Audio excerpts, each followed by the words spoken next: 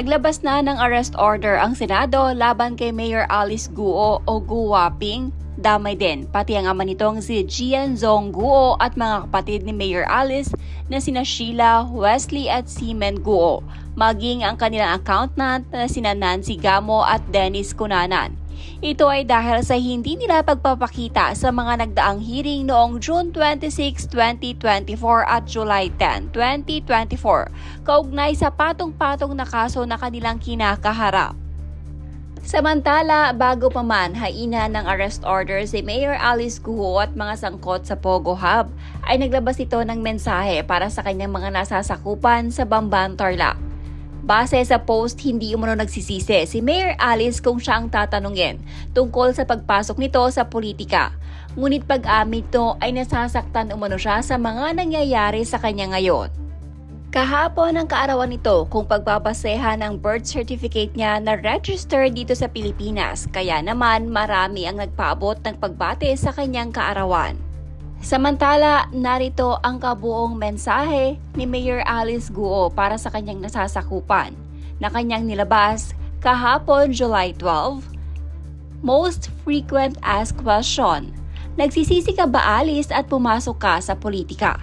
The answer is hindi, pero nasaktan ako ng husto ng politika. I almost lost myself. I remember July 12, 2021 nang sinabi ko po sa DAP-DAP, Our Lady of Guadalupe Church. Maraming salamat po sa support at maraming salamat po. Again, today is July 12, taong 2024 nga lang. All I want to say is maraming salamat po sa pagkakataon at tiwala na binigay niyo sa aking kabamban. I am beyond grateful for the unending support despite of all these accusations. First, to my beloved bayan, Bamban, sorry for not being physically present with each one of you. I miss you all na. Pansamantala lang naman po ito habang may pinagdadaan po tayong pagsubok. Secondly, to my LGU family, ang aking mga lola, tito, tita, kuya at ate, mare at pare, miss na miss ko na po kayong lahat. Thank you for the support and guidance you provided throughout my administration.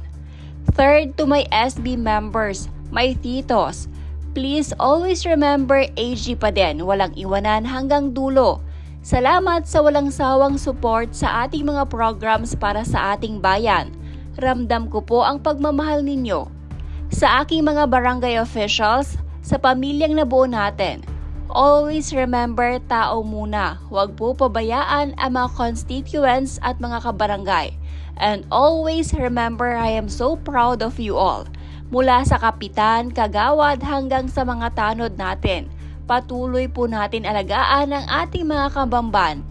Fourth, sa mga batang kabamban, patuloy po kayo mag-aral, mahalin ang inyong mga parents, show love and respect to them. Sa mga kolehiyo ng ating bayan, follow your dreams dahil kayo ang pag-asa ng ating bayan. Isang mahigpit na yakap sa inyong lahat. Also to our hardworking school heads, principals, teachers, daycare workers, and alike, please continue to support our students to excel and reach their goals. Alam ko, mahirap ang pagiging isang guro pero forever ako grateful sa inyong dedikasyon and commitment sa ating mga students. I truly miss you all, especially our gatherings, celebrations, and bonding moments. Fifth, sa ating senior citizens, my dearest lolo and lola, mahal na mahal ko kayo. Alagaan po ninyo inyong kalusugan. My PWD families, I will always pray for your health and for your family na patuloy nila kayo alagaan na puno ng pag-intindi at pagmamahal. Sa mga solo parents at parent leaders, I am always proud of your hard work and perseverance para maitaguyod ang inyong pamilya. Mahal ko po kayong lahat.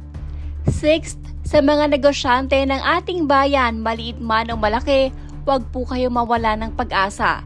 Siguradong may pag-asenso sa ating bayan, gaya lang ng aking pinangako noon. Hindi man agad, unti-unti natin itong naramdaman. Sa mga investors, please do not hesitate to grow your business in Bamban. Kagaya ninyo, nagtiwala din ako sa ating bayan, Bamban. Lalo na sa ating mga magsasaka, vendors at iba pang manggagawa. Huwag po kayo manghinayang, ituloy po ninyo ang magandang naumpisahan natin para sa inyong pamilya. Salamat din po sa inyo. 7. To our jeepney and tricycle drivers, thank you for your service. Lagi po ninyo alagaan ang mga kababayan natin lalo na sa panahon ng pasukan. 8. Sa aking LGBTQIA+ family, my one and only AG Pride. Please continue what we have started and bring smiles to our town.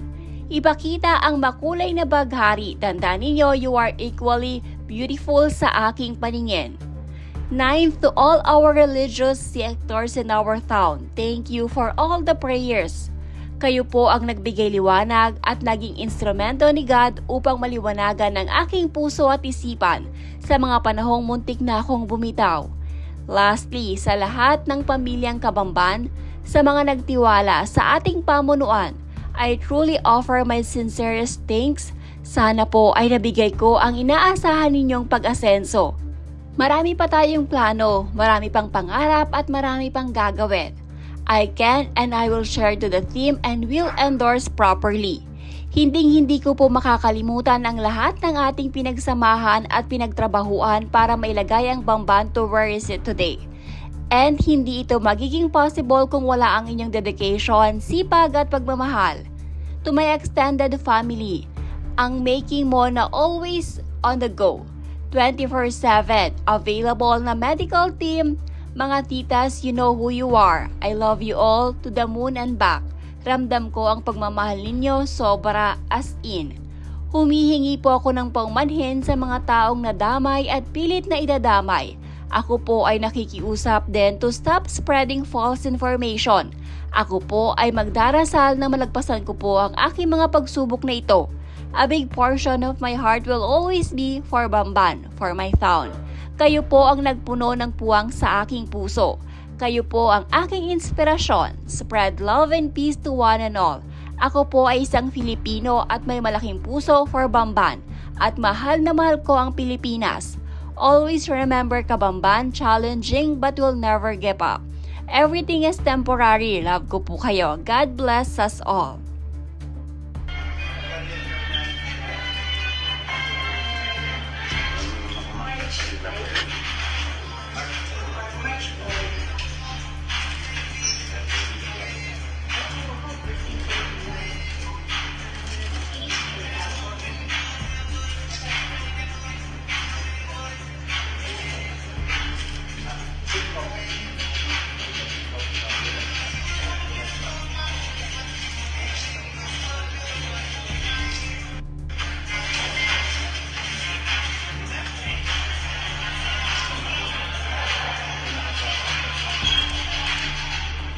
Picture lang po tayo. Okay, ready? 1, 2, 3.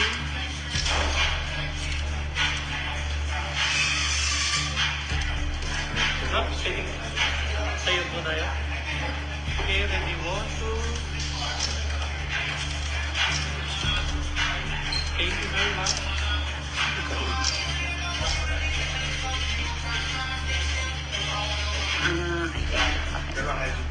Yeah.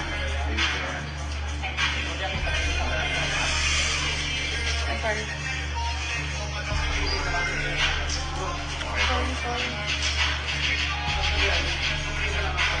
Ayan po.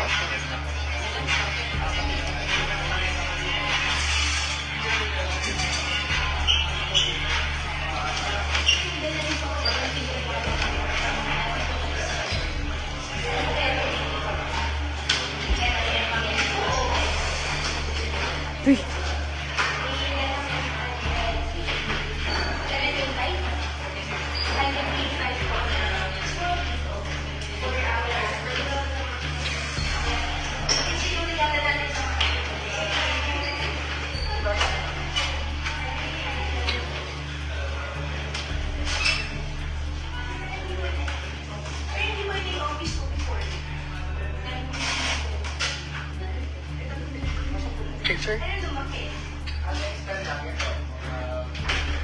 Photo?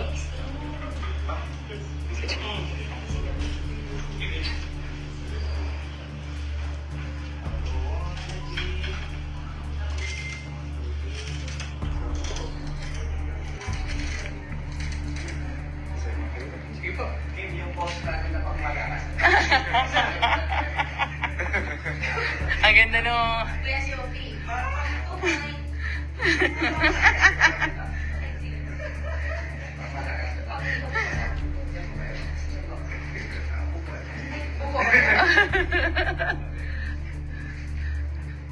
Sir, hindi mo? Okay, sama po.